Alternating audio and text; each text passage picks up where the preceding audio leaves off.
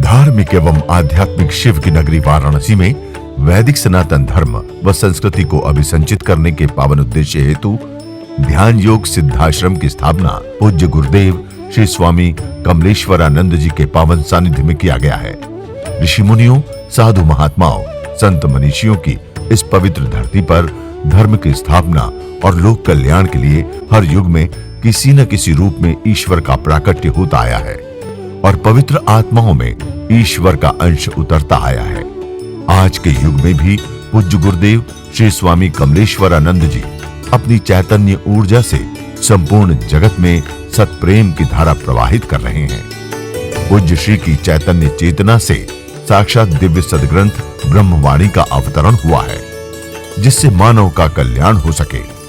दीक्षा, साधना, ध्यान योग, सिद्धि प्रदाता एवं समस्त मूलभूत समस्याओं का निराकरण उपलब्ध कराने वाले पूज्य गुरुदेव श्री स्वामी कमलेश्वरानंद जी का लक्ष्य है पृथ्वी पर प्रेम की उपासना, आत्म जागरण और समस्त प्राणियों का आनंदमय जीवन। ऐसा जीवन जो शारीरिक, मानसिक, आर्थिक, पारिवारिक हर प्रकार के तनाव व दुखों से पूरी तरह मुक्त हो। इसके लिए पूज्य गुरुदेव श्री स्वामी कमलेश्वरानंद जी विभिन्न प्रकार की दीक्षाएं अनवरत प्रदान करते आ रहे हैं।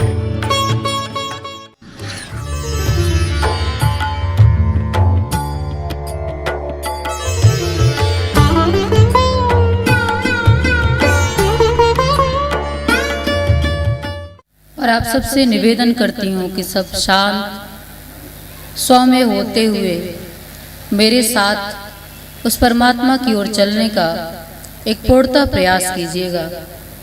बहुत ही सुंदर, बहुत ही सुखद क्षण पुनः एक बार परमात्मा ने हमारी जिंदगी में निर्मित किया है। इस जगत में, इस पूरे ब्रह्मांड में सच में अगर कुछ सुंदर है तो वो सत्य है, सच में कुछ सुंदर है तो वो शिव है। एक गीत भी है, सत्यम शिवम सुंदरम। जब आप मूल को एहसास करेंगे, जब आप अपने स्व में जाएंगे, जब अपने प्राणों की ओर की यात्रा करेंगे, तो आप पाएंगे कि इस जगत में, इस पूरे ब्रह्मांड में सबसे सुंदर कुछ है तो वो सत्य है, वो शिव है, वो आनंद है और जो हमारे अंतःकरण में निहित है। आज मैं आपको उस शिव का, उस सत्य का दर्शन कराने का पूर्णतः प्रयास करूंगी। मैं उस प्रभु को धारण किए हुए इस मंच में विराजमान हूँ। मैं आंखें बंद करके उसको जीती हूँ और जब जीती हूँ तो सोचती हूँ कि कुछ ऐसा आपको भी दे दूं, कुछ ऐसा क्षण दे दूं, ऐसा निर्मित कर दूं कि आप भी इस सुंदर क्षण को जी सकें जिसे मैं जी करके आनंदित होती हूँ। आनंद के जब इस रस की ओर बढ़ोगे तो बहुत एक सुंदर एहसास, जिस एहसास की व्याख्या शब्दों के माध्यम से कभी भी नहीं की जा सकती है। शब्दों में इतनी शक्ति नहीं है कि उस ब्रह्म के बारे में, उस परमात्मा के बारे में मैं आपको समझा सकूं। परमात्मा तो भाव भूमि है। परमात्मा एक ऐसी ऊर्जा है जिसे आप सिर्फ एहसास कर सकते हो। उसे बताने का कितना भी प्रयास किया जाए कहीं न कहीं अधूरा रह जाएगा। पर फिर भी उस ब्रह्म को जानने के लिए एक युक्ति है आपके पास, हमारे पास, जिसे हम गुरु कहते हैं। और हमारे ऋषियों ने कहा गुरु को, गुरु ब्रह्मा, गुरु विष्णु, गुरु देवो महेश्वर, गुरु साक्षात पर ब्रह्म, तस्मै श्री गुरुवे नमः। हमारे ऋषियों ने गुरु को ब्रह्मा बताया, गुरु को विष्णु बताया, गुरु को महेश्वर बताया, अर्थात भगवान सदाशिव बताया। मैं कह रही हूं कि इस जितने भी तुम देवी देवताओं की पूजा करते हो, उनका स्वरूप सच में बड़ा दिव्य है। उनका स्वरूप आनंद से पूर्ण है। उनका स्वरूप बहुत ही सुंदर है। इतना सुंदर है जित उसकी सुंदरता का एहसास आपकी जिंदगी में अभी नहीं है। कुछ इतना सुंदर है इन देवी देवताओं का स्वरूप जिसे आप चित्रों में पूजते हो, पर चित्रों में कब तक आप पूजा करते रहोगे। चित्र मूर्ति पूजा हमारे भारत में होती है। मूर्ति पूजा करनी भी चाहिए क्योंकि मूर्ति से एक भाव का जागरण होता है आपके अंदर। आप जब निर्जीव को पूजने लगते हो, पत्थर, भगवान शिव पत्थर तो वैसे देखोगे तो निर्जीव ही दिखता है, लेकिन जब आप भाव अर्पित करते हो तो पत्थर में सजीवता आ जाती है। मतलब वो ब्रह्म है जो जहां जहां आवाहन करते हो आप, वो ब्रह्म आपके जीवन में चैतन्य हो जाता है। तो गुरु जो होता है वो तो सजीव सगुण आपके रूप में विराजमान है, और जब आपकी ओर से उसको भाव मिलता है तो आपकी जिंदगी में वो चैतन्य होने लगता है। मैं तुम्हें समझाने के लिए ऐसा कहूं कि गुरु दिया है जिसे जब जलाते हो अपनी जिंदगी में, जब उतारते हो तो तुम्हारे जीवन में प्रकाश होता है, तुम्हारे जीवन का अंधकार छटता है। अज्ञान रूपी अंधकार, अहंकार रूपी अंधकार कौन छाटता है आपकी जिंदगी का अज्ञान? कौन बताएगा कि ये चीजें विकृतियां हैं आपकी जिंदगी में? कौन कहेगा कि ये जो अहंकार है तुम्हारे जीवन में, ये तुम्हारा नाश करने वाला है? ये सारी चीजें भेदगत करके, नीरछल करके तुम्हारे जीवन को सुंदर और सुखद बनाने की जो युक्ति किसी के पास है, वो सदगुरु में है।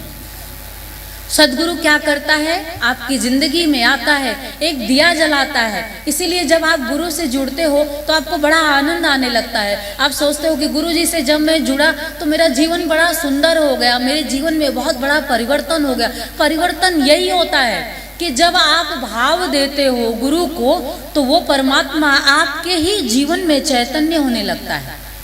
और शूल आपकी जिंदगी में बड़ी विकृतियां हैं जो कांटों के समान आपके जीवन में हैं, जो समय समय पे आपको चुभती रहती हैं, और ऐसी कोई युक्ति नहीं मिल पाती है कि कैसे मैं अपने जीवन को सुंदर बना सकूं, कैसे सुखद बना सकूं, कैसे इस विकृति को निकाल करके फेंक दूं। तो मैं जब एहसास करती हूँ तो ऐसा पाती हूँ कि सिर्फ एक सदगुरु इस जगत में ऐसा नियंता है जो जीव को हमेशा के लिए सुखी कर सकता है। कैसे सुखी कर सकता है? मार्ग देगा, जीवन का सत्य समझाएगा, जीवन का सत्य बताएगा। अब मैं आपको कहूँ, संसार जो कुछ भी आपको दृष्टिगोचर होता है, जो सुख प्रदान करना लगता है, जो संपूर्ण दिखता है, पर वस्तुतः मूल में जाओगे तो संपूर्ण ये है नहीं। धन से कभी कोई संपूर्ण नहीं हुआ, कितना भी यश मिल जाए मन कभी पूर्ण नहीं हुआ। तृष्णा का जन्म हमेशा मन में रहता ही है। आदमी कितना भी प्राप्त करता चला जाता है लेकिन वो जीव रुकता नहीं है। और की तृष्णा जो होती है मन में, वो हमेशा उसे कहीं न कहीं दुखित करती जाती है। और जब सदगुरु मिलता है तो क्या कहता है? सदगुरु आपको क्या समझाता है कि ये संसार की इतनी इच्छा प्रबल मत करो। इच्छा प्रबल करना ही है तो सदा शिव की करो। जब आप ईश्वर की आकांक्षा लेकर के चलते हो तो आप रुक जाते हो। जब ईश्वर की आकांक्षा लेकर के चलते हो तो आप ठहर जाते हो। आप अपने स्व में, एक बाहर की यात्रा होती है, एक अंतर जगत की यात्रा होती है। बाहर की यात्रा जो करते जाते हो थक जाते हो इस यात्रा में, और अंतर जगत की यात्रा में सुखी होते चले जाते हो। मैं अंतर जगत की यात्रा पे उतर चुकी हूँ और मैं उस अंतर जगत की यात्रा को बहुत ही अच्छे से एहसास करती हूँ। इसलिए मैं उस आनंद को आपको समझाना भी चाहती हूँ। जब ऐसा सुंदर नियोजन प्रभु करता है तो मन बनाओ पहले से ही कि मुझे बड़ा सुंदर तरीके से इसे जीना है। क्या है सत्य, क्या है शिव, क्या है ये जगत? पूरा जगत अपने आप में एक रहस्य को समेटे हुआ है, रहस्यात्मक है। राम अपने आप में रहस्य है, कृष्ण अपने आप में रहस्य है, बुद्ध अपने आप में रहस्य। कृष्ण कितने बड़े रहस्य हैं कि एक आम इंसान की तरह से रहते हुए, जैसे सदगुरु भी ऐसे ही है आपके जीवन में कि एक साधारण सा पुरुष दिखता है। कृष्ण कैसे दिखते हैं अर्जुन को? अर्जुन को अति साधारण कृष्ण दिखते हैं। मनमोहक तो है कृष्ण, पर कुछ ऐसी खास बात कृष्ण में अर्जुन को नहीं दिख रही है। कृष्ण ईश्वर हो सकता है, अर्जुन को ऐसी कोई बात नहीं दिखती है। और सखा समझ करके हर पल उनको जीते चले जाते हैं। वेद बता रही हूं, समझने की पूरी तरह से कोशिश करिएगा। तो कृष्ण अर्जुन पूरी जिंदगी भर कृष्ण के साथ रहते हैं, सखा कहते रहते हैं, पर ईश्वर मान करके कृष्ण की कभी पूजा नहीं करते हैं। पर अर्जुन का जो सखा भाव है वही इतना पूर्ण है कि उसे सखा भाव अर्जुन का परमात्मा का दर्शन करा देता है। उसके साथ सखा भाव में रहते हो, उसके साथ मित्र भाव में रहते हो, उसे प्रेम करते हो, जो भी आपका संबंध है वो आपका पुत्र है या जो कुछ भी आप उसे मान लेते हो परमात्मा को, तो मान करके जीना कोई बुरी बात नहीं है। अपने उस संबंध को भी अच्छे से जियो, लेकिन वो तुम्हारा प्रेम इतना पूर्ण होना चाहिए कि तुम्हारी जिंदगी में कम से कम एक क्षण तो ऐसा जरूर आए कि तुम्हारे उस प्रेम का परिणाम परमात्मा का दर्शन होना चाहिए। और अर्जुन का सखा भाव कृष्ण के प्रति कुछ ऐसा जागृत होता है, इतना पूर्ण, इतना निर्मल होता है कि महाभारत के कुरुक्षेत्र मैदान में खड़े होकर, युद्ध के मैदान में खड़े होकर के कृष्ण अर्जुन को ज्ञान देते हैं और अर्जुन को अपने भव्य स्वरूप का दर्शन कराते हैं। वह भव्य स्वरूप जिसका दर्शन प्रभु ने मुझे भी दिया है। आप ब्रह्मवाणी पढ़िए, उन्होंने कहा है, मैं तुम्हें इन अक्षरों में अपने भव्य स्वरूप का दर्शन दे रहा हूं। इसका अर्थ यह है कि जो कृष्ण उस समय था दर्शन देने वाला अर्जुन को, वो आज भी है हमारे बीच में, हमें पूर्ण करने के लिए, हमें दर्शन। और परमात्मा का दर्शन पाने से क्या होता है? परमात्मा का दर्शन पाने से जीव पूर्ण होता है। जैसे ही शरीर का पोषण भोजन से होता है, वैसे ही हमारे आत्मा का पोषण परमात्मा के दर्शन से होता है। आत्मा का भोजन ही भक्ति है, आत्मा का भोजन ही भजन है, और आत्मा का भजन ही सिर्फ दर्शन है। भजन क्या है? दर्शन है। पूरी जिंदगी राम राम राम राम कहते रह जाओ, पर तुम्हें अगर उस परमात्मा का एहसास नहीं हो तो तुम्हारे माला फेरने से क्या, माला फेरने से कोई फायदा हुआ क्या? माला फेरने का अर्थ क्यों है? माला क्यों फेरते हैं? दर्शन के लिए। संपूर्ण जब आप जप करने बैठते हो तो जप पूरा करने की बात नहीं है कि एक माला आप जप करके खत्म करो। माला तो इसलिए करनी है कि परमात्मा तुम्हें मुझे पाना है। और अर्जुन की भक्ति कुछ ऐसी होती है कि कृष्ण का दर्शन होता है, और दर्शन होने के बाद गीता का जन्म होता है। गीता किस लिए है? गीता मनुष्यों को समझने के लिए है, गीता समझ करके जीने के लिए है। परमात्मा सदग्रंथों के रूप में इसलिए आता है कि जीव को कहां से मार्ग, वेद, पुराण, गीता, रामचरितमानस, रामायण या कितने भी हम ग्रंथों के नाम ले लें, ये सारे ग्रंथों का उद्भव इसलिए हुआ है कि मनुष्य को मार्गदर्शन मिले। सदगुरु आपकी जिंदगी में इसलिए आता है कि आप जान सको उसे, जान क्या सको? परमात्मा को जान सको, प्रेम को जान सको, सत्य को जान करके और सत्य को जी सको। इसलिए सदगुरु का जन्म होता है हमारे जीवन में, और ऐसे ही सदग्रंथों का भी जन्म होता है। सिर्फ प्रेम के कारण ही रामचरितमानस है। तुलसी का प्रेम भरा है रामचरितमानस में। रामचरितमानस उठा करके पढ़िए तो कुछ भी उसमें नहीं है। क्या है उसमें? सिर्फ तुलसी ने राम की भक्ति की है, एक भक्त की भावना है इतनी मोटी पुस्तक। और उससे क्या हुआ? उससे तुलसी पूर्ण हुए। जो स्त्री के पीछे इतना भाग रहे थे कि स्त्री ही उनको दुत्कारती है। स्त्री, अब एक बार देखा जाए तो वो स्त्री ही उनके लिए सदगुरु बन जाती है। कभी कोई आपको अगर कुछ कहता है, मान लीजिए बुरा ही कह देता है, आपको उससे चोट ही लग जाती है, तो उस चोट को भी कुछ अच्छा ले लो, जैसा तुलसी ने ले लिया। रत्ना का कहना जो भी होता है, और वो जिस दृष्टिकोण में उनको कहती हैं कि राम की ओर संपूर्णता के साथ चल पड़ते हैं तुलसी। और आपको तो बार बार लोग चोट पहुंचाते रहते हैं। आप चोट खाने के बाद भी मलहम लगाने के लिए फिर संसार की ओर जाते हो। समझो जीवन को, अभी भी आपके पास बहुत समय है। आंखें बंद करके जिया करो उसे, यात्रा पे जरा निकला करो। कितना अच्छा लगता है जब उसे मैं जीती हूँ। कितना कैसे कैसे बताऊं मैं तुम्हें। मैं कह तो रही हूँ कि शब्द बौने पड़ जाते हैं। मैं उस एहसास को कितना भी बताना चाहूँ मैं बता नहीं पाती हूँ। मैं उस प्रेम की यात्रा पे आपको ले चलना चाहती हूँ। ले चलने के लिए सदगुरु के चरणों में निश्चल भावना अर्पित करनी पड़ेगी आपको। आपसे कुछ नहीं चाहिए उसको, पर आपसे आपकी निश्चल भावना चाहिए होती है गुरु को। आपसे आपका प्रेम चाहिए होता है गुरु को।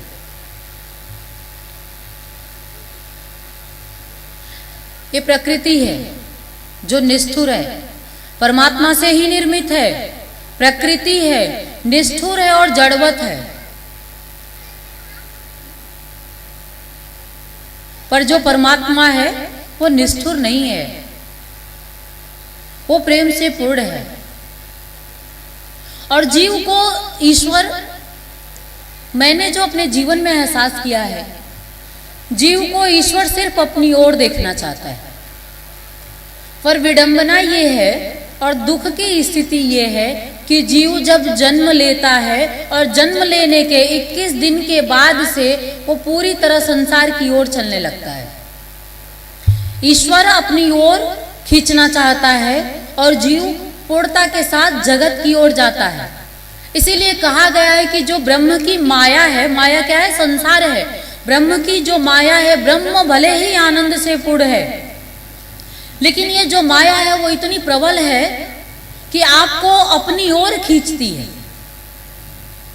जब तक आप अंकुश नहीं लगाओगे अपने मन का इस माया पे, तब तक ये आपको भटकाएगी, अपनी ओर खींचती चली जाएगी। तो यहाँ पे उपस्थित हुए हो तो मन में एक संकल्प लो कि प्रभु के चरणों में अपने आप को अर्पित करना है, नित्य नित्य अर्पित करना है। एक दिन के अर्पण से आपकी जिंदगी में कुछ नहीं बदलने वाला।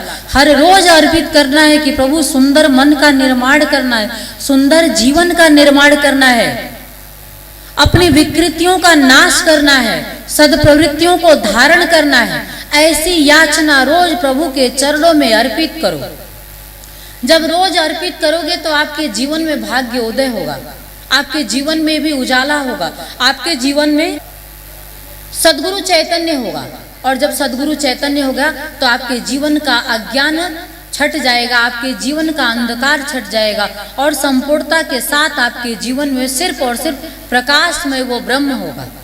आपके जीवन में ऐसा हो सके, प्रेम घट सके, परमात्मा आपके जीवन में उतर सके, ऐसे ही मैं प्रभु से प्रार्थना करती हूँ और आप सबको अपने हृदय से ढेर सारी शुभकामना देती हूँ। जय श्री नारायण, जय श्री नारायण। परम पूज्य गुरुदेव की, परम पूज्य गुरुदेव की, परम पूज्य गुरुदेव की। ओम हरि हरि ओम।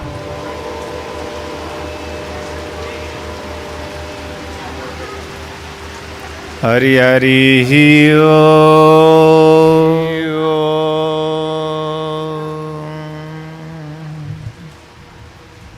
3 बार जोर से नाद करेंगे। हरि हरि ओम।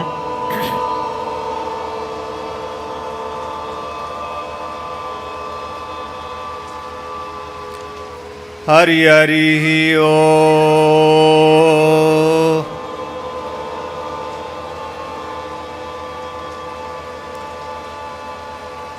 हरि हरि ओम।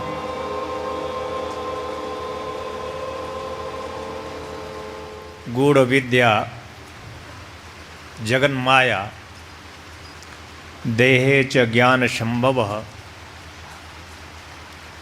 उदयं स्वप्रकाशेन गुरु शब्देन कथ्यते। ओम सांब सदा शिवाय श्री गुरुवे नमः। या गच्छ या गच्छ, ये तिष्ठ ये सन्निधेयि सन्निधेयि। देहस्वरूपम प्राणस्वरूपम आत्मस्वरूपम ओम निम्नक्लेश्वराय नमः कमलेश्वर स्वरूपाय नमः मम जीवनम हृदयम रोम प्रतिरोम आवायामि स्थापयामि नमः। एक बार फिर हमारा आपका मिलन हुआ है।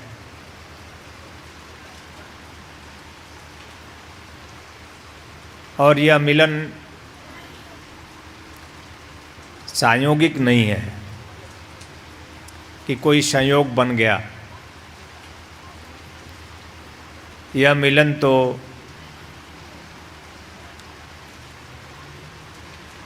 पूर्व से ही सुनिश्चित है कि विधाता ने आपके जीवन में ऐसा क्षण निर्मित कर दिया है,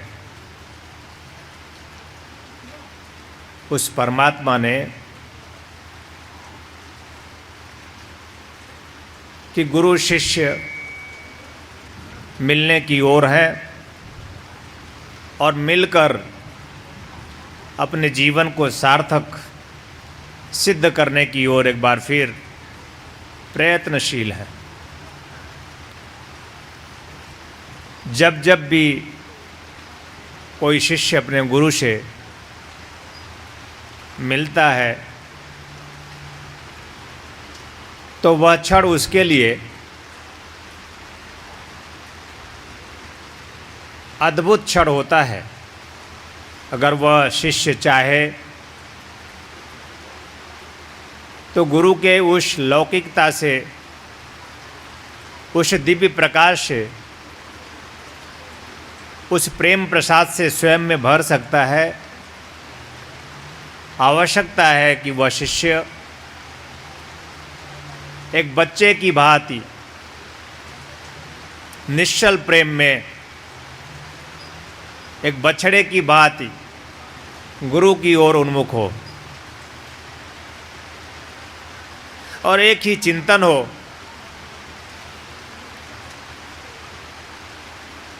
कि हे गुरुदेव, मेरा ये जन्म जिस लिए भी हुआ है, शास्त्रों में कहा है कि मानव जन्म अपने आप में अद्वितीय है। शास्त्रों में कहा कि मानव जन्म अपने आप में दुर्लभ है, यह सहज प्राप्त नहीं होता। और ऐसे दुर्लभ मानव जीवन को प्राप्त करके हम इस संसार में मनुष्य होते हुए भी पशुवत जीवन जी रहे हैं। मनुष्य होते हुए भी हम पशु के समान भटक रहे हैं। और पशु तो फिर भी पशु है, उसे दुखी नहीं देखा जाता, पशु चिंता में नहीं होता, पशु परेशानी में नहीं होता। पर हम मनुष्य होकर चिंतित होते हैं, हम मनुष्य होकर परेशान हो जाते हैं,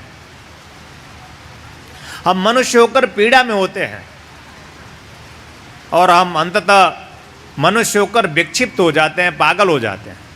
हे गुरुदेव, मेरे जीवन के अर्थ को सिद्ध कीजिए, ऐसी प्रार्थना वह शिष्य अपने गुरु से मिलता है तो एक आत्मचिंतन करता है। जीवन के इतने वर्ष व्यर्थ व्यतीत हो गए गुरुदेव, और काल का पता नहीं कि वह कब झपट्टा मार दे। एक विश्वास तो है कि हम आपकी शरण में हैं, हम आपकी उपासना में हैं, आपकी पूजा में हैं, तो काल मेरा कुछ कर सकता नहीं। लेकिन जीवन का अर्थ अभी तक सिद्ध नहीं हुआ है गुरुदेव।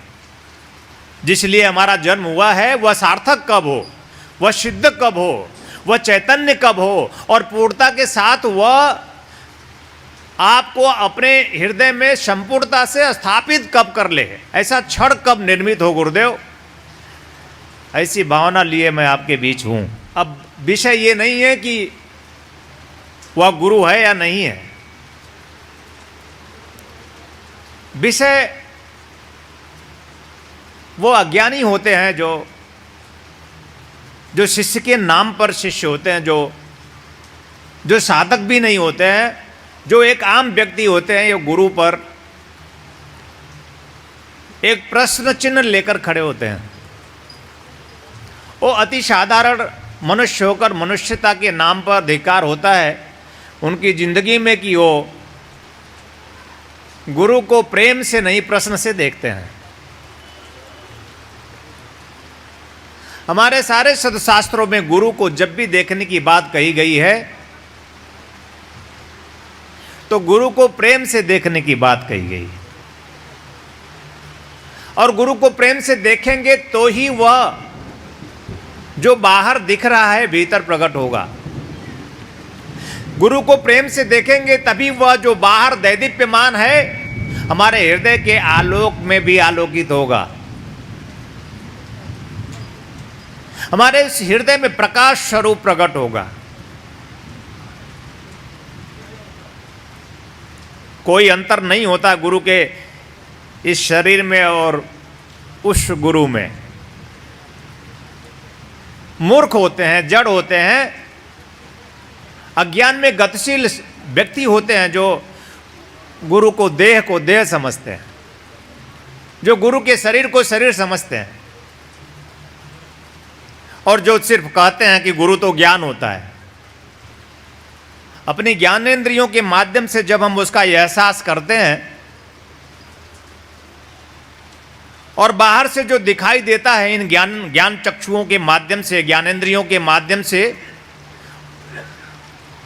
तो वह शरीर होता है। बाहर से दिखाई देता है। और वही जब ज्ञानेंद्रियों के माध्यम से हम अपने अंतर चक्षु में को जागृत करते हैं और जब हम भीतर देखते हैं तो वही गुरु आत्मा होता है। बाहर से वो शरीर है, स्थूल है, और भीतर से वो आत्मा है, सूक्ष्म है। कहें तो गुरु का शरीर अपने आप में दैदीप्यमान है, कहें तो गुरु का शरीर अपने आप में आलोक से आलोकित है। वह उपासना योग्य है, वो धारण करने योग्य है, वो पूरी तरह पी जाने योग्य है, खो जाने योग्य है। गुरु को देखते देखते शिष्य खो जाए, उसकी पलक ना झपके और शरीर से पार की यात्रा पर निकल जाए। गुरु को देखते देखते शिष्य शरीर से पार की यात्रा पर निकल जाए। और जब शरीर से पार जाएगा तो वह आत्म प्रकाश में जाएगा, वह आत्म प्रकाश से आलोकित हो जाएगा। यह बाहर नहीं है। अगर सचमुच एक शिष्य निश्चल प्रेम से युक्त हो जाए, एक शिष्य बच्चे की भांति अपने आप में सहज सरल हो जाए और गुरु के शरीर को देखना निहारना शुरू करे, तो शरीर धीरे धीरे धीरे धीरे विलीन होने लगेगा और वह जो प्रकाश है, आत्म प्रकाश, वह स्वयं में प्रकट होने लगेगा। लेकिन निश्चल शिष्य ही इस रहस्य का ज्ञान कर पाता है। इसीलिए मैं कहता हूं, हमारे गुरुजी भी कहते थे, जिन्हें विश्वास ना हो जाके मन विश्वास है, सदा गुरु है संग। कबीर साहब ने कहा है, जाके मन विश्वास है गुरु की वाणी पर। जिसे विश्वास होगा उसके जीवन में घटेगा, वह भीतर प्रकट होगा, वो जो छुपा हुआ है आप में, जिससे आप वंचित हैं। श्वासों में जिसका आप एहसास कर सकते होंगे कि वह श्वास स्वरूप है, वह बह रहा है। जैसे हवा बहती है वैसे श्वास आपके भीतर से बाहर और बाहर से भीतर, वह श्वासों में बह रहा है, वह गुरु ही है। पर मैंने उसका एहसास नहीं किया, हमने गुरु को देखा नहीं, इसलिए श्वासों के सजग प्रहरी बने नहीं। गुरु को शांत भाव से निहारा नहीं, इसलिए श्वासों में हम गए नहीं। जबकि श्वास साधन है, उस साध्य तक पहुंचने का मार्ग है, उस साध्य प्राण आग पहुंच जाने की युक्ति है श्वास। उस सदाशिव तक पहुंच जाने के लिए छलांग है श्वास। हमें उस सदाशिव आनंद की प्राप्ति के लिए कुछ साधन चाहिए, और वह साधन हमारा श्वास है। और उस श्वासों के सजग प्रहरी हम तब बन सकेंगे जब हम अपने गुरु को निहार सकेंगे। जब हमारे जीवन में कोई गुरु होगा, और हमारे जीवन में सिर्फ गुरु होने से बात पक्की नहीं बनेगी, हमारे जीवन में हमारा गुरु हमारे हृदय में स्थापित होगा। हमारे जीवन में हमारा गुरु स्वयं में वो प्राण बन जाएगा। वह हमारी आत्मा है, हमारी आत्मा प्रकट हो जाए। ऐसी भावना के साथ जब हम गुरु को निहारेंगे, तब एक साधक का, एक शिष्य का जीवन परिपूर्ण होता है और समस्त दुखों से, चिंताओं से, परेशानियों से मुक्त होता है। ऐसा हो कि आपके जीवन से हर एक दुख मिटे। आप भी चाहते हैं, और मैं भी चाहता हूं कि आपके जीवन से हर एक दुख मिट जाए। आपके जीवन में चिंता हो नहीं, आपके जीवन में परेशानी हो नहीं, आपके जीवन में कोई अभाव हो नहीं। क्योंकि अभावग्रस्त जीव दुखी होता है।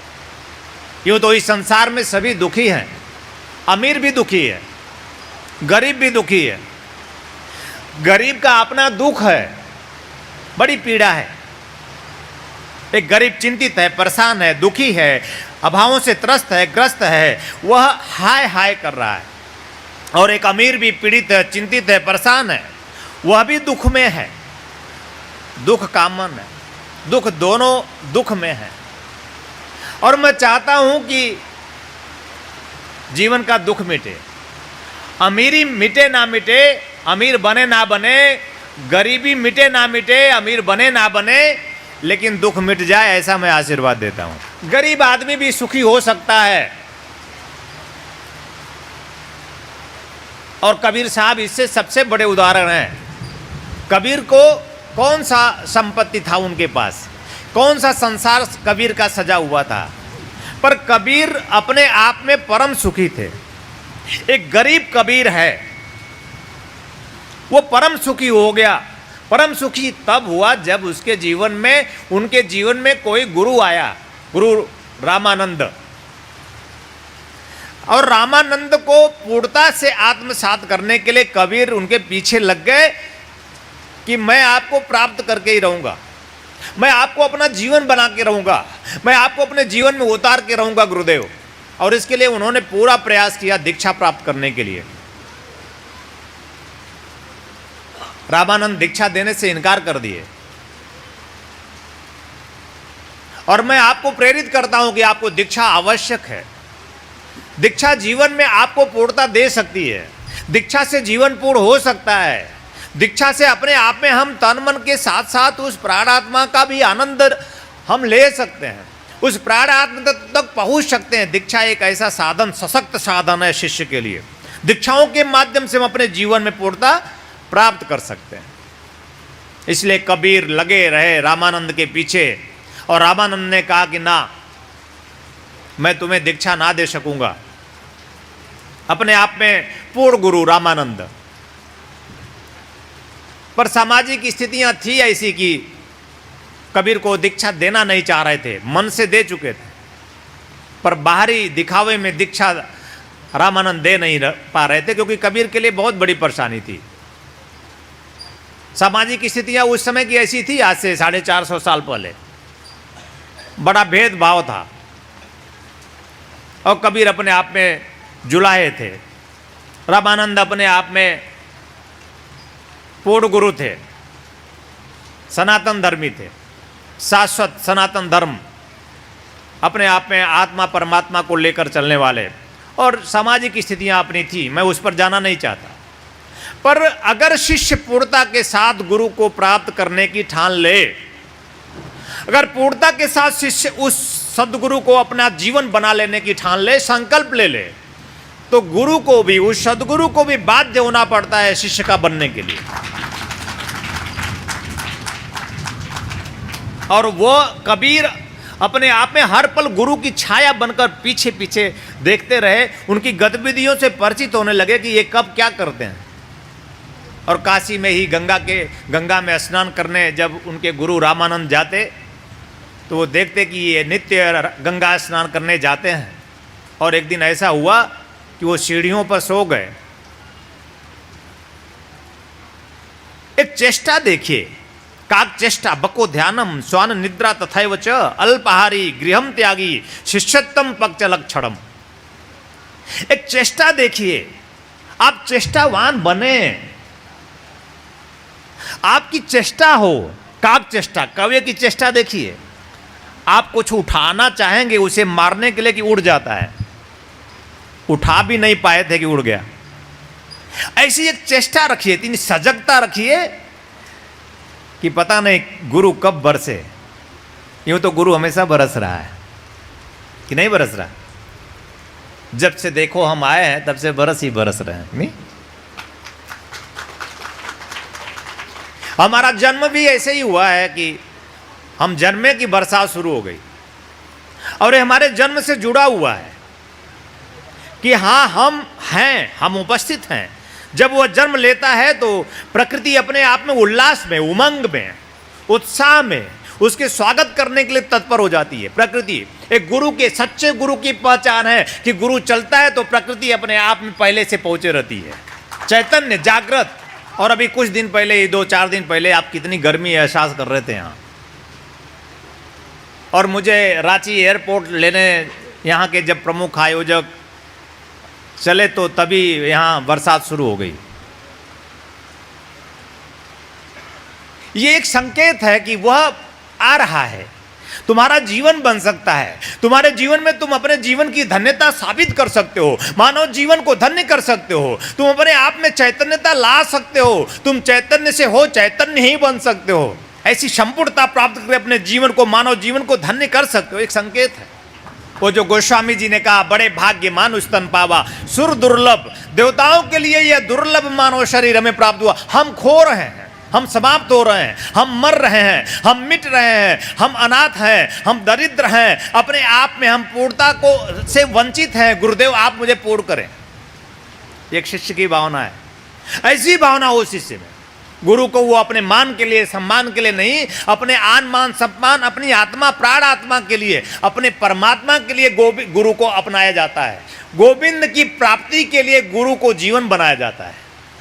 गोविंद वह परम आनंद, उसकी प्राप्ति हो, इसलिए हमारे जीवन में हम गुरु को आत्मसात करते हैं। ऐसी चेष्टा आप में बने।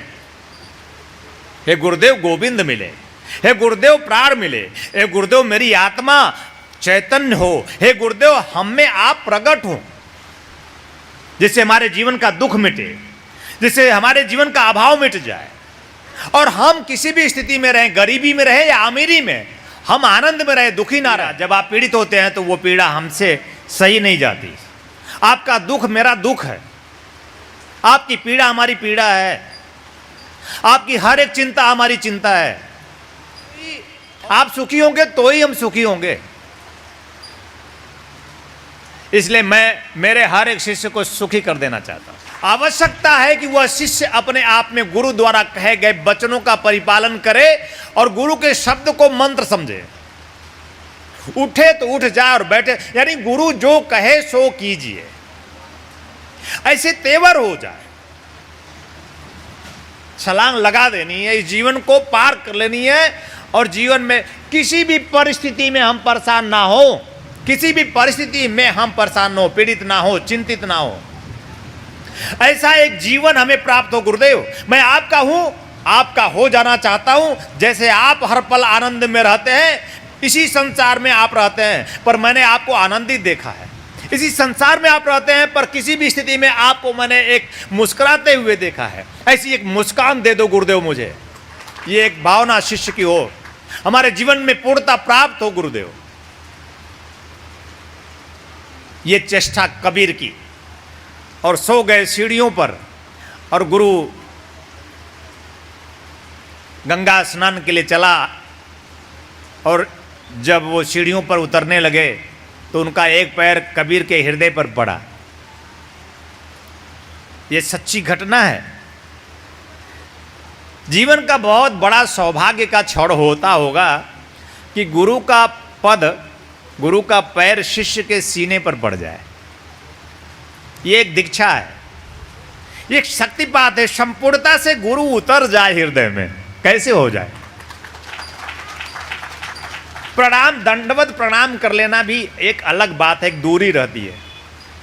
दंडवत प्रणाम आप करते हैं तो गुरु के कमल श्री चरणों से तेज निकलता है और आपके सिर में जाता है। ये एक बहुत बड़ी प्रक्रिया है। साइंटिफिकली, वैज्ञानिक तरीके से आप सोचिए कि जब शिष्य दंडवत होता है, पूरी तरह लेट जाता है, तो शिष्य का सिर और गुरु का चरण जब एक होता है, एक समान में, और तब कुछ क्रिया घटती है और गुरु का तेज जो है इस दाहिने पैर के अंगूठे से निकलता है। भगवान शिव कहते हैं ये गुरु के पैर में इतनी शक्ति है, इस दाहिने पैर के अंगूठे में शिष्य अगर पान कर ले तो तर जाए। गुरु के इस दाहिने पैर के अंगूठे को पार्वती अगर शिष्य धो के पी ले, अब कल बाल्टी का पानी लेके मत आना। ये एक चेतना समझो जो शिव ने पार्वती को दिया है। गुरु तो अपने आप में संपूर्णता के साथ प्रतिष्ठित है। गुरु का, उसका आदि नहीं है, उसका अंत नहीं है, वह अनादि है, अनंत है, वह पार और परे है, त्रिदेवों से भी, यानी ब्रह्मा विष्णु महेश से भी जो पार और परे हो। ब्रह्मा को आप नहीं देख सकते, विष्णु को आप नहीं देख सकते, शिव को आपने नहीं देखा है, तो गुरु को आप कैसे देख सकते हैं? अगर आपको प्राप्त हुआ है और आप मेरे सामने बैठे हैं और इस दीप्यमान गुरु के समक्ष बैठे हैं, जाज्वल्यमान गुरु के समक्ष बैठे हैं, वही शरीर लेकर आया है जो कभी किसी को कभी कभी दिखाई देता है। और जो जीव उसे देख लेता है, जो जीव उसे देख लेता है जब कभी कभी किसी काल में, किसी समय विशेष में, तो वह वही हो जाता है। राम ने देखा जब उसे, तो राम भगवान हो गए। यानी इस दुनिया में कोई भक्त उसे देख ले तो भगवान बन जाता है। अब बहुत बहुत ऊंची बात है, जब उसे कभी कभी किसी किसी काल में उसे कोई देख लेता है, उसे गुरु को, कभी तो मन करे देखने का। मेरा तो आजकल हर पल मन करता है देखने का, और वो तो देख रही होती हैं। वो तो हर पल जिसे राम ने देखा, जिसे कृष्ण ने देखा, जिसे बुद्ध ने देखा, जिसे महावीर ने देखा, जिसे राधा ने देखा, जिसे मीरा ने देखा, आपके बीच में उसे नम्रता ने भी देखा है। उस गुरु को जिसको देखने के बाद कुछ शेष नहीं रहता, जिसको देखने के बाद गरीबी मिट जाती है, गरीबी में मेरे जीवन का आनंद होता है, और जिसके देखने के बाद अमीरी का अहंकार नहीं होता और अमीरी भी मिट जाती है, जिसको देखने के बाद उसमें भी आनंद आ जाता है। दोनों दुख से मुक्त हो जाते हैं और जीवन का वह क्षण आपके जीवन में भी आए। जरूरत है आपके चेष्टा की, आपके लगन की, आपकी आस की, आपके प्यास की, आपके दिलो जान की, आपके प्राणों की पुकार की। एक बार पुकार कर देखो, वह निखिल, वह सत्य, वह शिव, वह सुंदर, वह हर पल आतुर है, वह आपके बीच ही टहलता है, घूमता है, फिरता है, श्वासों का सजग प्रहरी, वह निखिल ही सत्य है, शिव है, सुंदर है। लोग समझ नहीं पाते, उसे नाम में बांटते हैं, उसे रूप में बांटते हैं। गुरु को बांटा नहीं जा सकता, उसे समझा जा सकता है, उसे जिया जा सकता है, उसे एहसास किया जा सकता है। नाम रूप में बांटकर तुम खुद समाप्त हो जाओगे। अखंड मंडलाकारम व्याप्तन येन चराचरम, जो चराचर जगत में व्याप्त हो, अखंड हो, उसे आप बांटने की कोशिश करते हैं। मेरा और तेरा वो संसार नहीं, वो सार है। वो मेरा नहीं, वो तेरा नहीं, वो सबका है, या तो किसी का नहीं। वो सबका है या तो किसी का नहीं, लेकिन हुआ सिर्फ उसका जो प्रेमी हुआ, हुआ सिर्फ उसका जो भक्त हुआ, हुआ सिर्फ उसका जो अपने आप में शिष्य हुआ, हुआ सिर्फ उसका जो अपने आप में अपने आप को समर्पित कर दिया, संपूर्णता से अपने आप में छोड़ दिया, जिसने सिर्फ देखा गुरु को प्रेम से, सिर्फ उसी का हुआ। मैं चाहता हूं आप सब का भी, ऊपर से तो बरस ही रहे हैं, भीतर से भी आपके बरस जाए, आप सब भी उसके और वो आपका बन जाए। पर वो चेष्टा चाहिए, वो प्रयत्न चाहिए, वो प्रयास चाहिए, वह कबीर का संकल्प चाहिए, और तब गुरु का पैर आपके सीने में होगा। गुरु का पैर पैर आपके सीने पर पड़ जाएगा, आपके छाती पर पड़ जाएगा, और जो ही ऐसा होगा तो कभी गुरु के मुख से मंत्र निकलेगा, राम राम कह बच्चा। वो राम जो सदियों से है,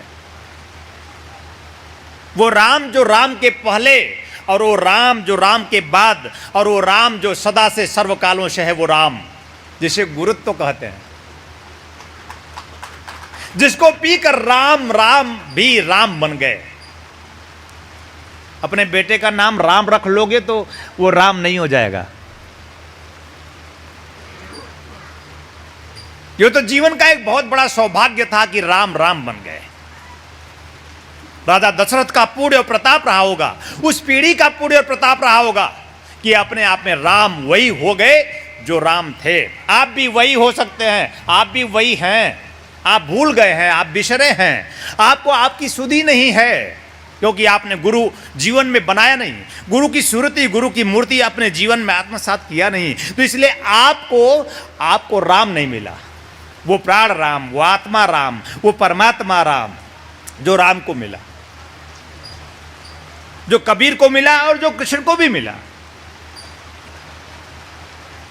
बहुत लोगों को रामानंद ने दीक्षा दी थी, कितने साधकों और शिष्यों को रामानंद ने दीक्षित किया था।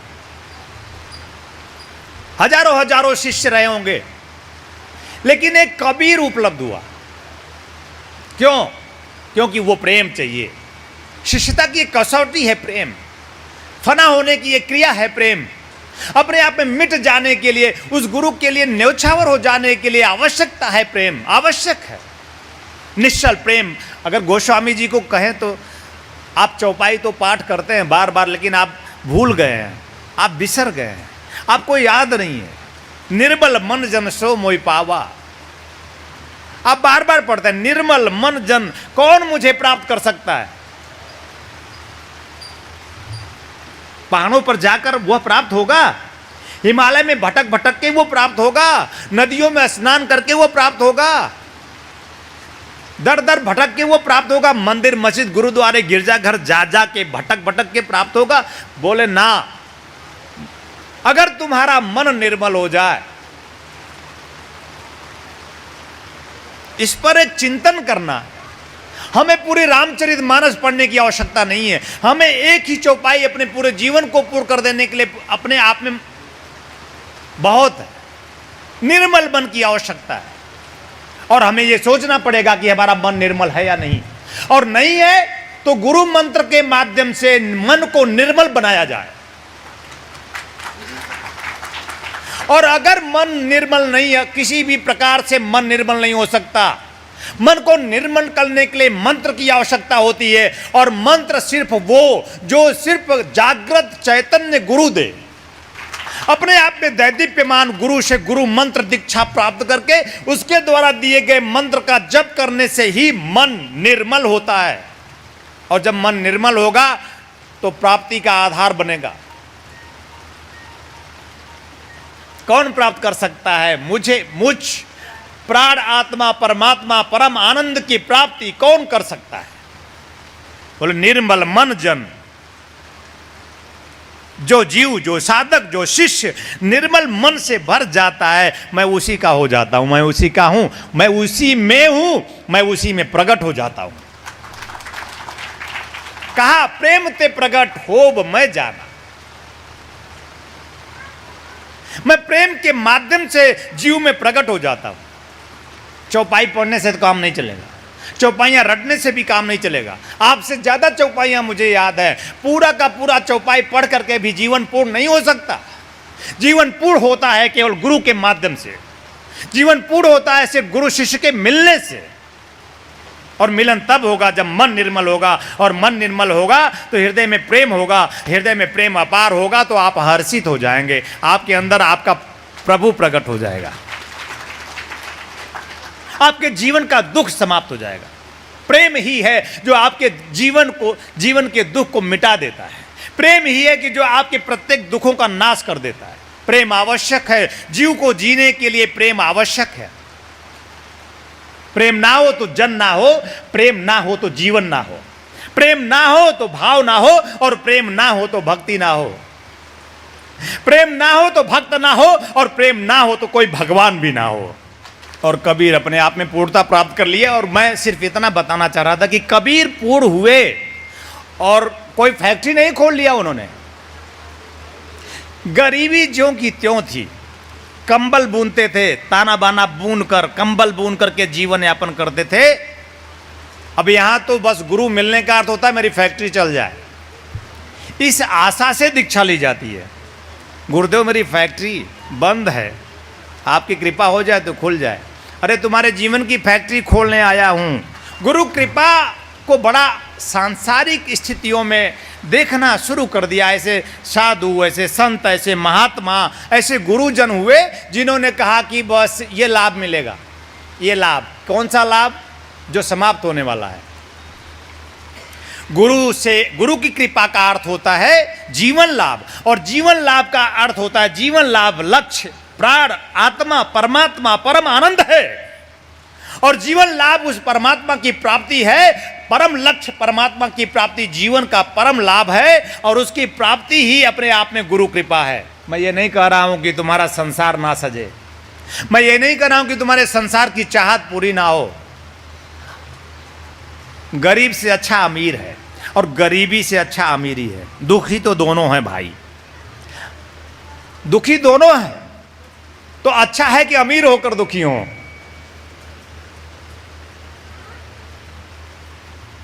गरीबी में पूर्ण हुए कबीर, और अमीरी में पूर्ण हुए कृष्ण।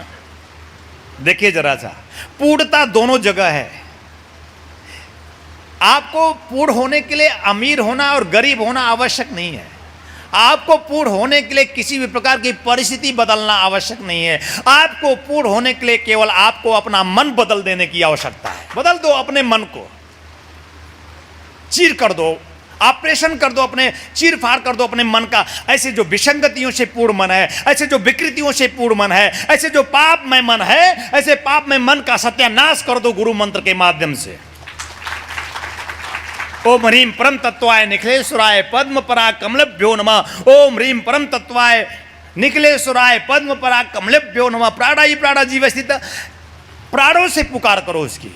और आपका यह मन जब दैदीप्यमान होगा तो अपने आप में आपका पूरा जीवन बदल जाएगा। आपका संसार हो या सार, आपको सोचने की आवश्यकता नहीं होती कि सजेगा कि नहीं सजेगा। अरे अगर आप समर्पित हो गए तो आपका संसार हो, इस दुनिया में धन यश मान पद प्रतिष्ठा हो, या आध्यात्मिक जीवन में आत्म उपलब्धि, परम आनंद, जीवन का परम सुख, परम लक्ष्य परमात्मा हो, आपको दोनों प्राप्त हो जाएगा। आप परम आनंदित हो जाएंगे। जरूरत है आपको दंडवत करने की, जरूरत है अपने आप में खुले हाथों से अपने आप को गुरु के समक्ष छोड़ देने की, और एकमात्र आवश्यकता है एकमात्र गुरु की आज्ञा। एक जीवन लगा के देख लो, एक जीवन फना करके देख लो, एक जीवन उत्सर्ग करके देख लो। वादा करता हूं तुम्हारे जीवन में किसी भी प्रकार से किसी से भी पीछे रहोगे नहीं। बस जरूरत है उत्सर्ग की, एक चिंतन की आवश्यकता है। पर फिर भी मैं कहता हूं कि मैं आपका ऐसा गुरु हूं कि मैं आपके जीवन को मूलभूत परिवर्तन कर देना चाहता हूं, और आपकी गरीबी, आपके अभाव, आपके दुख, आपकी चिंता, आपकी परेशानी मिटा देना चाहता हूं, और अमीर बना देना चाहता हूं। हर एक शिष्य को अमीर देखना चाहता हूं। और अमीरी ऐसी हो सुनील, अमीरी ऐसी हो जैसे राम की, अमीरी ऐसी हो जैसे कृष्ण की, अमीरी ऐसी हो जैसे बुद्ध की, अमीरी ऐसी हो जैसे महावीर की। और सब देखो, सब राजा थे, सब शाही सरकार थे, सब अपने आप में सब सजे धजे थे, कोई कमी नहीं थी जीवन में। उन गरीब, जो गरीब होते हैं उनका पूरा प्राण लग जाता है संसार की व्यवस्था ही सजाने में। तो क्यों नहीं इन व्यवस्थाओं को ही ठीक कर दिया जाए? क्यों नहीं इनसे ही निजात पा लिया जाए? तो गरीबी से मुक्ति का संकल्प लो, पुरुषार्थ करो। गरीबी से मुक्त होने के लिए सूत्र है पुरुषार्थ। अपने आप में कर्म रत हो जाओ, बैठो मत, सोचो मत, पुरुषार्थ करने पे उतर जाओ। सुबह उठो, स्नान करो, गुरु मंत्र साधना करो, और पुरुषार्थ की ओर बढ़ जाओ। जो तुम्हारे पास ज्ञान हो उसका उपयोग करो, और प्रार्थना भी करो पुरुषार्थ करके कि मुझे इस पुरुषार्थ में ये जो किया है आपकी शक्ति से, आपकी ताकत से ये आपको अर्पित है। हे प्रभु, हे गुरुदेव, मुझे इसमें पूर्णता दो। क्योंकि पुरुषार्थ सभी करते हैं पर पूर्णता सबको प्राप्त नहीं होती। चिलचिलाती धूप में पत्थर तोड़ने वाला श्रमिक सबसे ज्यादा पुरुषार्थी होता है, सबसे ज्यादा श्रम करता है। चिलचिलाती धूप में पत्थर तोड़ता है वो श्रमिक रह जाता है, उसकी पीढ़ियां आबाद नहीं होती। क्यों? क्योंकि उसके जीवन में प्रार्थना नहीं है, क्योंकि उसके जीवन में जीवंत जागृत गुरु मार्गदर्शक नहीं है। अगर पुरुषार्थी के जीवन में जीवन अर्थ को सिद्ध कर देने वाला कोई उसका जाज्वल्यमान जागृत गुरु प्राप्त हो जाए तो उसके पुरुषार्थ का अर्थ भी सिद्ध हो जाए। यूं तो गीता में कहा है, कर्मण्डे वाधिकारस्ते मां फलेषु कदाचन। कर्म करना यानी पुरुषार्थ करना और फल की इच्छा मत करना, क्योंकि फल तुम्हारे अधीन नहीं, फल तो उस सदगुरु के अधीन है। ये आवश्यक नहीं कि आप साधना करें सिद्धि आपको प्राप्त हो, ये आवश्यक नहीं कि आप पुरुषार्थ करें उसका अर्थ आपको सिद्ध हो। इसलिए आपका पुरुषार्थ समर्पित हो। आप जो कुछ भी करें अपने गुरु को समर्पित कर दें और प्रार्थना करें कि हमारा जीवन पूर्ण करें। और जब जीव के जीवन में पुरुषार्थ और प्रार्थना होता है एक साथ, तो उस जीव का जीवन बदलने लगता है। वह जीव अपने आप में इस संसार को अपने आप पूर्णता से प्राप्त कर लेता है।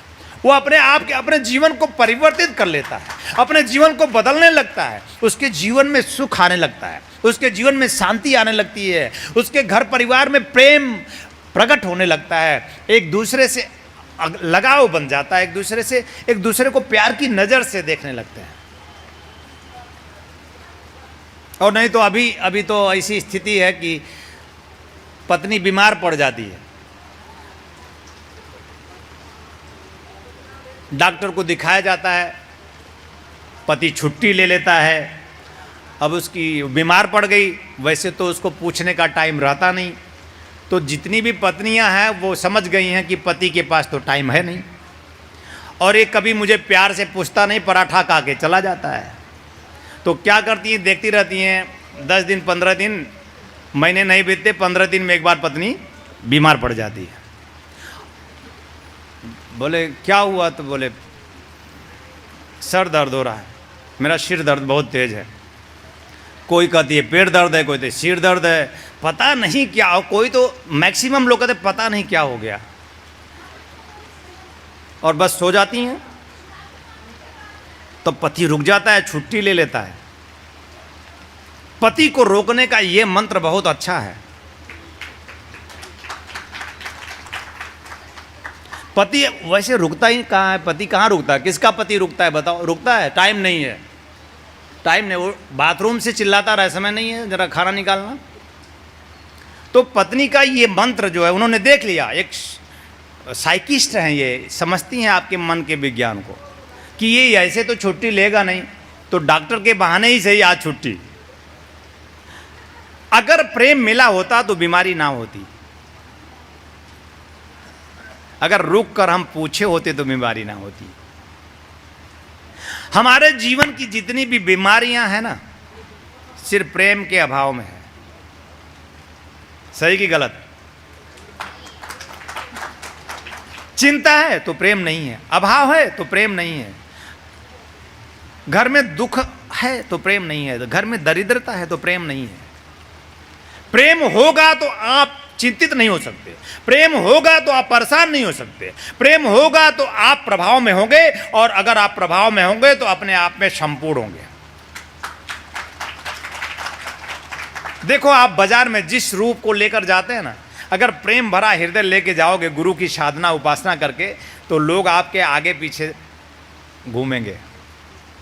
करके देख लो, लोग आपको मानेंगे, लोग आपको पूजेंगे, लोग आपको गणमान्य मानेंगे कि आप श्रेष्ठ हैं, आप अलग हैं, ये व्यक्ति कुछ अलग है, चलो इसका काम कर देते हैं। अब बड़े संत थे, साधु महात्मा, कुंभ मेले में अभी साक्षी घटना है, और वहाँ का जो अधिकारी था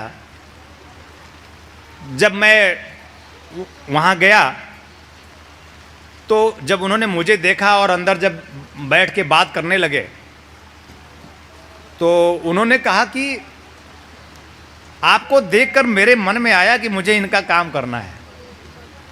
इतने साधु संत महात्मा वहाँ हैं, पहली बार कुंभ में मैं गया था। क्या उसके मन में ऐसा क्यों आया? क्योंकि आपका गुरु प्रेम में है। मैंने कुछ कहा नहीं, उसके मन में आ गया। अगर आप प्रेम में होंगे तो प्रभाव छोड़ देंगे। अगर प्रेम में होंगे तो पति पर प्रभाव होगा, अगर प्रेम में होंगे तो पत्नी पर प्रभाव होगा। आप प्रेम में आ जाओ, और वह प्रेम गुरु में है। केंद्र गुरु है और दोनों गुरु के प्रेम में है और दोनों अपने आप में है और दोनों अपने आप में आनंदित है। केंद्र जीवन का गुरु होना चाहिए। अगर हमारे केंद्र में गुरु होगा, मैंने ऐसे कई पति पत्नियों को देखा है, किसी का पति मान रहा है, किसी की पत्नी मान रही है, दोनों गुरु को केंद्र बना ही नहीं पा रहे हैं, तो दोनों में खटपट चालू है, दोनों में तनाव है। जिस पति पत्नी, ये जीवन का बहुत बड़ा भाग्य है कि पति पत्नी दोनों एक ही गुरु की उपासना करते हैं। ये भाग्य है, क्योंकि उनका जीवन बदल सकता है, बदलने वाला है। और हमने अपने बहुत से साधकों शिष्यों को देखा है कि बेचारी पत्नी बेचारी हो गई, या तो कहीं बेचारा पति बेचारा हो गया। वो पति नहीं आता या तो पत्नी नहीं आती, खबरदार हिलना मत। और घर में कलह मचा हुआ है, जिसलिए कलह, अब कलह कैसे मिटे? गुरु को प्रकट कर दो, गुरु की पूजा कर दो, गुरु की उपासना कर दो। हजारों वर्षों में सारे शास्त्रों में बताया कि एकमात्र गुरु की उपासना से, गुरु की पूजा से, गुरु की ही अपने आप में प्रार्थना से जीवन पूर्ण होता है, खुशहाल होता है, सुख शांति और समृद्धि से परिपूर्ण हो जाता है। शंकर समान सुखदेव ऋषि से जब 88,000 ऋषि मुनियों ने पूछा है कि ये हमारा जीवन कलहपूर्ण हो गया है, अंधकारपूर्ण हो गया, हम आपस में लड़ रहे हैं, क्या करें, सुख और शांति और समृद्धि कैसे प्राप्त हो? तो उन्होंने कहा कि तुम सब ने गुरु के चरणों का पूजन छोड़ दिया है। अगर दोनों लोग बैठकर, यानी सभी लोग बैठकर गुरु की उपासना करें, गुरु के चरणों की उपासना, षोडशोपचार पूजन करें, पंचोपचार पूजन करें, तो जीवन में सुख शांति समृद्धि प्राप्त होगी। ये सुखदेव ऋषि ने कहा है। और आप हनुमान चालीसा तो 36 बार पढ़ते हैं, जो 7 बार पाठ कर कोई 100 बार पढ़ते हैं। और लिखा छूटे ही बंदी महासुख होई। हनुमान चालीसा पढ़ते पढ़ते 40 साल हो गए, हनुमान चालीसा पढ़ते पढ़ते 60 साल के भी हो गए, पर महासुख प्राप्त नहीं हुआ। क्यों? क्योंकि ध्यान नहीं दिया मैंने। पढ़ते तो हैं पर समझते नहीं हैं। पहले ही लिखा था श्री गुरु चरण सरोज रज, पहले लिखा था हनुमान चालीसा में, लिखा था श्री गुरु चरण सरोज रज। और 100 बार पढ़ते गए तब भी नहीं, सब 100 बार 40 साल तक पढ़ते रहे, 100 बार 60 साल तक पढ़ते रहे, और उस महासुख से वंचित रहे। क्योंकि हमारे जीवन में उस दैदीप्यमान दिव्य आलोक से आलोकित ऐसे सदगुरु का आगमन नहीं हुआ, हमारे जीवन में ऐसे सदगुरु की पुकार नहीं हुई कि हे भगवान शंकर, हे सदाशिव, जहां भी हो सुन रहे हो तो सुन लो, मेरी प्रार्थना कि मेरे जीवन में मुझे गुरु मिले। जिसने हनुमान चालीसा लिखा है, जिनने, गोस्वामी जी ने, उन्होंने लिखा श्री गुरु चरण सरोज रज। गुरु मिलना तो बहुत बड़ी बात है, गुरु का चरण मिलना भी बड़ी बात है। अरे बोले छोड़ो, ये दोनों ना मिले, गुरु के चरणों का धूल मिल जाए ना तो भी बहुत बड़ी बात है। पढ़ने की आवश्यकता समाप्त हो जाएगी, फिर प्रेम में आ जाएंगे। पाठ समाप्त हो जाता है प्रेम में। प्रेम लपेटे अटपटे, प्रेम की वाड़ी रुक जाती है, प्रेम थिर कर देता है, प्रेम पढ़ने नहीं देता। पढ़ना तो सिर्फ इसलिए कि समझ लेना, और समझ लेना तो बस पकड़ लेना चरण श्री गुरु का। क्या जरूरत है पूरी हनुमान चालीसा पढ़ें? कई बार गोस्वामी जी ने समझाने की कोशिश की है, पहले ही समझा दिया। अगर वहीं समझ गए होते तो आगे न समझाते। श्री गुरु चरण सरोज रज समझ लेना चाहिए।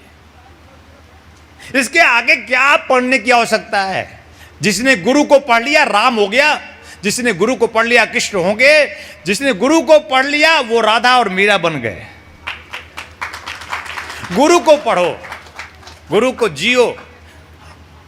एकमात्र गुरु ही जीवन की आत्म चेतना है, अपने अंतर चक्षुओं को जागृत करने की क्रिया है, अपने ग्रंथियों को संपूर्णता से जागृत कर देने की प्रक्रिया गुरु है।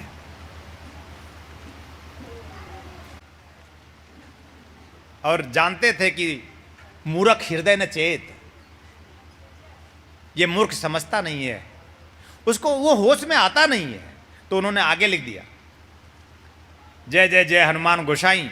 हनुमान जी को मानने वाले, राम जी को मानने वाले, किसी को भी मानने वाले, किसी भी शास्त्र में पढ़ लो, बिना गुरु की पूर्णता नहीं है। जय जय जय हनुमान गोसाई आपके लिए है जो निगुरे हैं, आपके लिए जिन्होंने गुरु की डोर पकड़ी नहीं है, आपके लिए जिन्होंने गुरु को अपना जीवन बनाया नहीं है, आपके लिए जो गुरु दीक्षा लेकर के भी आज भी भटक रहे हैं, एक चेष्टा में नहीं है, एक निष्ठा में नहीं है, और अपने गुरु को पूर्णता के साथ अपने हृदय में स्थापित करने की भावना में नहीं है, उनके लिए भी है जय जय जय हनुमान, जय जय जय हनुमान गोसाई। आगे आप पढ़ दीजिए, कृपा करो गुरुदेव की नाई। आवश्यकता क्या है फिर? ऐसी कृपा करना, ऐसी कृपा करना, ऐसी कृपा करना है हनुमान, जैसी कृपा गुरु करता है, तो फिर किसी की क्या आवश्यकता? तो फिर गुरु की कृपा की आवश्यकता है तो गुरु क्यों नहीं? आवश्यकता क्या है? हमें सिर्फ गुरु की आवश्यकता है। हमारे जीवन में पूर्णता प्राप्ति के लिए सिर्फ गुरु की। हमारी माँ ने मुझे पहला परिचय मुझे दिया था, हमारे पिता ने हमें दूसरा परिचय दिया था, और हमारे शिक्षक ने हमारा तीसरा परिचय दिया था, और हमारे गुरु ने हमारे जीवन का परिचय दे दिया है। उस माँ की भी आवश्यकता, उस माँ की भी आवश्यकता तुम्हारे जीवन में है। बिना माँ के तुम्हारा जन्म नहीं। माँ ही योनि बना सकती है, माँ ही गर्भ बना सकती है, माँ ही, इसलिए माँ उपास्य है, इसलिए माँ के चरणों का पूजन भी, उसकी स्तुति भी आवश्यक है, इसलिए माँ के प्रति भी हमारी श्रद्धा आवश्यक है, क्योंकि ये जन्म, ये शरीर, ये देह हमारी माँ ने दिया है, इसलिए माँ की पूजा, तुम भी माँ हो, आवश्यक है। जीवन जीने के लिए काफी है ये सूत्र। हम अपने जन्म में जाएं, हम अपने भीतर जाएं। हम जब जन्मे हैं, हम जन्मे नहीं तब जाएं, जब हम अपनी माँ के पेट में सुखी थे, आनंदित थे, जब हम तैर रहे थे, विष्णु भगवान की तरह क्षीर सागर में शयन कर रहे थे, कोई चिंता नहीं, कोई परेशानी नहीं, कोई दुख नहीं, और माँ हमारी देवी थी, माँ हमारी धरती थी, माँ हमारी जननी थी, माँ हमारी आधार थी। उस माँ की भी उपासना हमारे मन में हो। सबके जीवन में उद्भव करना है, जीवन में विकास करना है, जीवन में उठ जाना है, इस संसार को भी सजा लेना है और सार को भी पा लेना है। तो सूत्र है कि हमें बहुत पढ़ने की आवश्यकता नहीं, हमें प्रेम की आवश्यकता है, और प्रेम हम जहां से जन्म लिए हैं वहीं से शुरू करें। हम क्या करेंगे प्रेम गुरु को अगर हमने उसे प्रेम से नहीं देखा, जिसमें हमारा गुरु ही है, वो प्रारंभिक गुरु ही तो है, पर वही गुरु है ऐसा मत कह देना। कुछ लोग कहते हैं क्या आवश्यकता है गुरु की, माता पिता ही गुरु होते हैं। मूर्ख हृदय न चेत, जहु गुरु मिले बिरंच शिव। शिव समान भी, ब्रह्मा समान भी गुरु मिल जाए, ऐसे मूर्खों को होश नहीं आता, वो अपने हिसाब से अपना ज्ञान बघाड़ते फिरते हैं। आवश्यकता है माता की, माता के बिना जीवन में जन्म नहीं, शरीर नहीं, देह नहीं। आवश्यकता है पिता की, पिता के बिना भी संस्कृति और शिक्षा का ज्ञान नहीं। इसलिए हमारा पिता भी प्रणम्य है, प्रणम्य है, प्रणम्य है, क्योंकि उसने मुझे संस्कृति शिक्षा दी। माँ ने देह दे दिया, पिता ने संस्कृति और शिक्षा दे दी। अब आवश्यकता है उस जाज्वल्यमान जागृत गुरु की, जो हमारा प्राण जीवन आधार, जो हमारी प्राण आत्मा हमें दे सकता है। और इसलिए गोस्वामी जी ने लिखा कि राम के बारे में लिखा, प्रातःकाल उठ के रघुनाथा, उनका जीवन चरित्र देखें जरा। प्रातःकाल उठ के रघुनाथा, मात पिता गुरु नाम ही माथा। ऐसे मूर्ख लोग जो ऐसे कहते हैं कि क्या आवश्यकता है किसी गुरु की, जिन्हें वो राम भगवान कहते हैं, वो भी उस मर्यादा को भूलते नहीं। माता पिता प्रातः काल उठ करके अपनी माता जननी, उनको स्मृति में है राम, स्मृति में राम, सुरति में राम, सदगुरु में राम, तो उनको मर्यादा में राम। माँ को प्रणाम करते हैं, पिता को प्रणाम करते हैं और आगे चल करके अपने गुरु के चरणों में दंडवत होते हैं, राम होते हैं।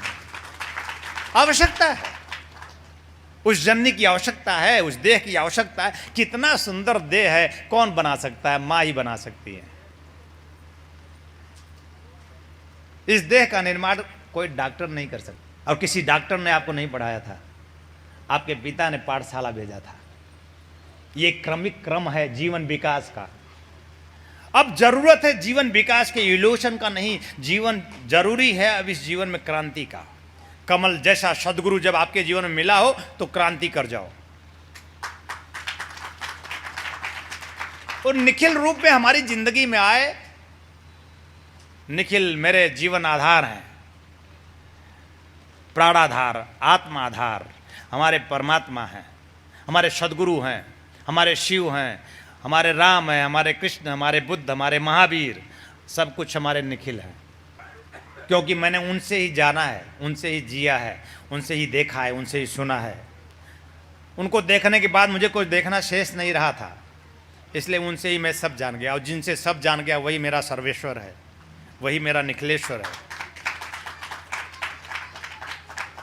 और आप भी प्रेम में आओ, उनके नाम पर प्रवंचना ना करो। प्रेम में आओगे तो निखिल तत्व को समझ पाओगे, प्रेम में आओगे तो ही प्राण में उतर पाओगे, प्रेम में आओगे तो ये आत्मा निखिल पाओगे, अन्यथा भटकते रह जाओगे। निखिल नाम के हीरे मोती कहते रह जाओगे पर पा ना पाओगे। राम राम कहने से कोई राम नहीं हो जाता, कृष्ण कृष्ण कहने से भी कोई कृष्ण नहीं हो जाता, राम राम रटने से भी तोता राम मैं नहीं बन जाता। तोता तोता होता है, जो ही पिजड़े से वो उड़ता है ना पंछी, वो राम नाम भूल जाता है। ऐसे तोते ना बनो, जीवन को निहारो, जीवन को झांको, जीवन में उतरो और जीवन में अपने आप में उतर कर पूर्णता प्राप्त कर लो। तुम सब सौभाग्यशाली शिष्य हो कि मेरे समक्ष हो। मैं हूं हाँ प्राण, मैं हूं आत्मा, मुझे आत्मा ही जानना, और मैं हूं हाँ वही जिससे तुम खोज रहे हो, जिसके बिना तुम असंतुष्ट तृप्त हो। पा जाओगे जिस दिन तृप्त हो जाओगे, पा जाओगे जिस दिन पूरे भर जाओगे, पा जाओगे जिस दिन, उस दिन निखिल तत्व, कमल तत्व समझ पाओगे। तुम्हारे जीवन का वही दिन सच्चा दिन होगा, तुम्हारे जीवन का वही दिन अर्थ का दिन होगा, तुम्हारे जीवन के अर्थ का दिन होगा जिस दिन तुम मुझे पाओगे, उस प्राण आत्मा परमात्मा में प्रवेश कर जाओगे, जिस दिन तुम स्वयं में उतर कर अपने आप में स्वानंद सुखानंद शिवानंद में प्रतिष्ठित हो जाओगे। तुम मेरे और मैं तुम्हारा तो हूं, तुम मेरे बन जाओगे। ऐसा क्षण आए तुम्हारी जिंदगी में, मैं ऐसा ही हृदय से आशीर्वाद देता हूं, कल्याण कामना करता हूं। निखिल दीक्षा है, दीक्षाओं को जागृत जिन्होंने किया। निखिल चेतना दीक्षा की चेतना है। दीक्षाओं को जाज्वल्यमान किया, दीक्षाओं को जो रोपित कर दिया, दीक्षाओं का जिन्होंने बीजारोपण कर दिया। और उन दीक्षाओं को हम अगर प्राप्त करें और पूर्णता से आत्मसात करें तो हम निखिल तत्व को के समीप जा सकते हैं, हम समझ सकते हैं। कमल आधार है, अभी कमल की अंगुली पकड़कर चल सकते हो, उस निखिल तत्व तक पहुंच सकते हो। ना पहुंचे हो तो जरूरत है तुम अपने हाथ में मेरी अंगुली पकड़ लो या तो अपनी अंगुली पकड़ा दो। आवश्यकता है उस तक पहुंच जाने के लिए। अब तुम्हें हमें साधन बनाना पड़ेगा, क्योंकि वो जब शरीर से थे, जब शरीर में थे, तब आप अगर उनसे मिले थे और मिल गए होते, जब तक कोई गुरु इस शरीर में रहता है, जब तक इसमें प्रकट है, तब तक आपको पूर्णता प्राप्त करने के लिए अति सहज सरल है कि आप प्राप्त कर सकते हैं, आप छलांग लगा सकते हैं। और उसके रहते अगर प्राप्त कर गए तो ठीक, अन्यथा फिर आपको कोई जीवित जागृत चैतन्य गुरु की जरूरत। निखिल प्रेम की धारा, निखिल ध्यान की धारा, निखिल साधना की धारा, उस धारा को लेकर जो चलने वाला जाज्वल्यमान गुरु हो, उसकी अंगुली पकड़ लेना पड़ेगा या पकड़ा देना पड़ेगा, क्योंकि वह परमात्मा है, वह व्याप्त है, पूरे जगत में व्याप्त जो हो गया वो निखिल तत्व प्राण आत्मा परमात्मा है, परम ब्रह्म है, किसी की बपौदी नहीं है। उसे बपौदी ना मानना, अन्यथा तुम उससे वंचित हो जाओगे, निखिल प्राण से, निखिल आत्मा से, निखिल परमात्मा से। वह परम है। इसीलिए मैंने कहा दीक्षा का बीजारोपण किया, साधना का जिन्होंने बयार बहाई, साधनाओं के माध्यम से जिन्होंने खड़ा करना सिखाया, उठना सिखाया, बैठना सिखाया, अपने आप में तैरना सिखाया, इस संसार सागर में दुखों के बीच में भी हंसना सिखाया, निखिल तत्व है। हाँ? और उस साधना को आत्मसात करके पूर्णता के साथ उस निखिल तत्व को जान सकते हैं। निखिल साधना है, निखिल ध्यान। आंखें खोलकर जिसे जिया मैंने और आंखें बंद कर जिसे जीता हूं मैं, तब भी था वो मेरी जिंदगी में, आज भी उससे ज्यादा है मेरी जिंदगी में। निखिल ध्यान के माध्यम से, निखिल ध्यान है। ध्यान के माध्यम से अगर तुम डूब सकते हो तो निखिल तत्व को समझ सकते हो। जिनको मैंने अपनी इन्हीं आंखों से देखा और आज भी जिनको देखने की पिपासा में, आस में, प्यास में मैं रो देता हूं और आंखें बंद कर जिनमें डूब जाता हूं, वो निखिल तत्व होता है। मेरा प्राण, मेरी आत्मा, परमात्मा निखिल तत्व है। ध्यान के माध्यम से उस निखिल तत्व को जाना जा सकता है, जिया जा सकता है, उसे प्रेम किया जा सकता है। और निखिल प्रेम है, प्रेम की गंगा जहां बहती है, अविरल प्रेम की गंगा जहां बहती है, जिसमें शिष्य स्नान करता है। अविरल प्रेम की गंगा जहां बहती हो वो निखिल प्रेम की गंगा है, जिसमें शिष्य स्नान करके तर जाता है। जो अपने रोगों से, शारीरिक रोगों से, जो अपने रोगों से, मानसिक रोगों से, जो अपने आत्मिक रोगों से, जो जीवन के समस्त पीड़ाओं से मुक्त हो जाता है, जिस गंगा में, प्रेम गंगा में, मैंने कहा प्रेम गंगा में नहा करके ही हम अपने समस्त रोगों से, समस्त चिंताओं से, दुखों से मुक्त हो सकते हैं। वो निखिल प्रेम गंगा है। तालियां तो बजाओ। और निखिल मेरा प्रभु है, परमात्मा है, परम है, आनंद है। वो आपका बन जाए, आपका है तो आप आनंदित रहेंगे। आपके जीवन की अतृप्ति, आपके जीवन का असंतोष, आपके जीवन का प्रलाप, आपके जीवन की चिंता, आपके जीवन की परेशानी बताती है कि निखिल अभी प्रेम प्रभु मैं नहीं, आप उसमें गोता मार पाए नहीं। आवश्यकता है डूब जाने की उस प्रेम प्रभु में, उस प्राण प्रभु में, उस आत्म तत्व प्रभु में। निखिल हमारा श्वास, निखिल हमारा प्राण, निखिल हमारी आत्मा। और निखिल हमारी आत्मा आंखें बंद कर डूबोगे जिस दिन पाओगे निखिल हमारा परमात्मा। उसे सदगुरु कहते हैं, जिन्हें विश्वास न हो करे और खुदाओं की तलाश। मुझे विश्वास है सदगुरु वैद्य वचन विश्वासा।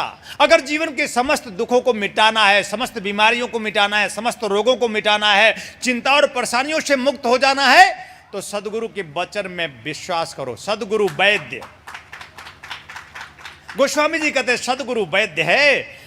अगर रोगों से मुक्त हो जाना है और समस्त पीड़ाओं से मुक्त होकर के अपने आप में जाज्वल्यमान जीवंत सदगुरु को आत्मसात करके जाज्वल्यमान सदगुरु सतशिष्य बन जाना है। अपने आप में संपूर्णता के साथ उस निखिल नाम के हीरे मोती को इस संसार सागर में बिखेर देना है। तो अपने आप में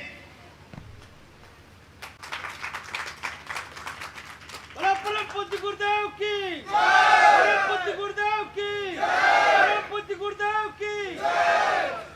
उस सदगुरु के वचन पर, उस सदगुरु वैद्य के वचन पर, सदगुरु वैद्य वचन विश्वासा मंत्र मूलम गुरुर्वाक्यम गुरु शब्देन कथ्यते। यही मैंने शुरू किया था। गूढ़ विद्या जगन माया देहे च ज्ञान संभव।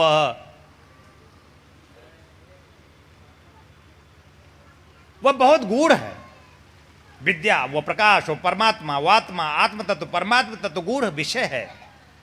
उसको जाना नहीं जा सकता, जिया नहीं जा सकता। लेकिन एक बार गुरु के शब्द को हमने आत्मसात कर लिया, गुरु के शब्द से, कहे गए शब्दों से अपना जीवन संचालित कर दिया, उदयम स्व प्रकाशेन, हमारे अंदर एक प्रकाश उत्पन्न होता है। हमारे अंदर, हम प्राण में वह जो प्रकाश है उसमें हम गोता मार जाते हैं। हमारे अंदर ही वह प्राण स्वरूप, आत्म स्वरूप, वह गुरु प्रकट हो जाता है।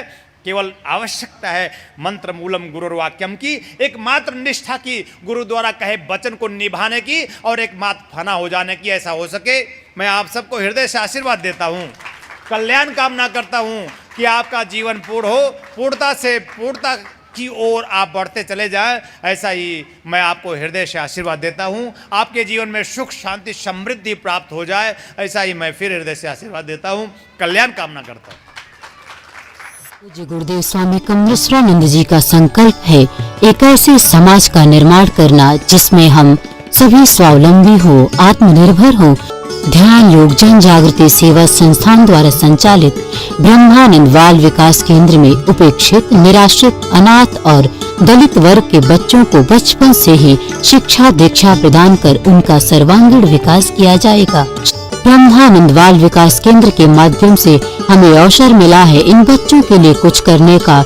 तो आइए हम सभी पूज्य गुरुदेव स्वामी कमलेश्वरानंद जी के संकल्प को पूरा करने में सहयोग करें और शिक्षा दीक्षा और मानव कल्याण के इस महायज्ञ में अपना भरपूर योगदान करें।